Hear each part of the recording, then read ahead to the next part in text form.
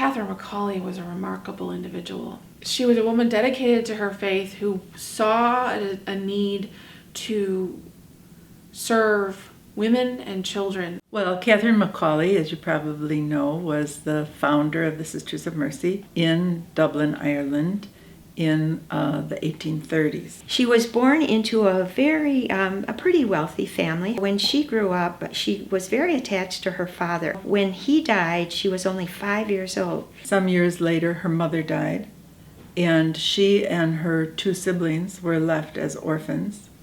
She moved in with her mother's relatives, and when she moved in, they were doing fine, but they came on hard times economically, and she realized that she was just an extra burden to that family. In her 20s, she was asked by a family who knew the relatives of her she was living with if she could come and manage their house, be there like a servant almost. Catherine went to the Callahan's household in about 1803. They did not have any children. They were Quakers. They were very generous. They were very wealthy. And the fact that Mrs. Callahan asked her to read to her from the Bible made Catherine much more familiar with the scriptures than most women of her time would have been. Mr. Callahan's will left everything to Catherine. The thing that she should do by polite society is marry and use her money, donate her money to the church if she wants to do that, or basically she shouldn't be a single woman alone doing benevolent work. This is unheard of.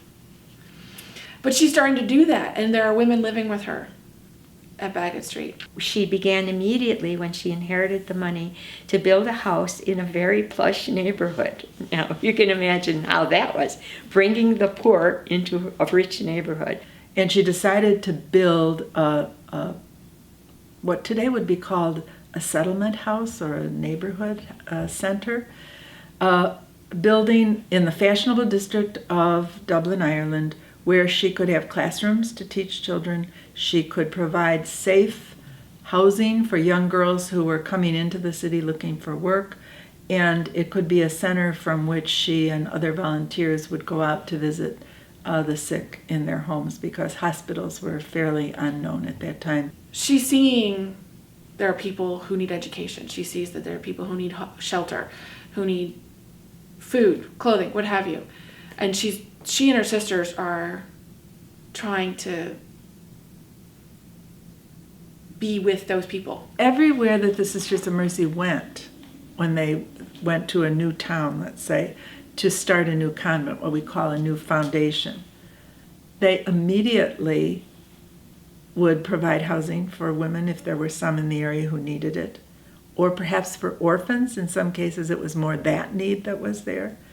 And they usually went purposely to start a school, and then they would visit the sick in their homes. So those three works became very characteristic of the Sisters of Mercy.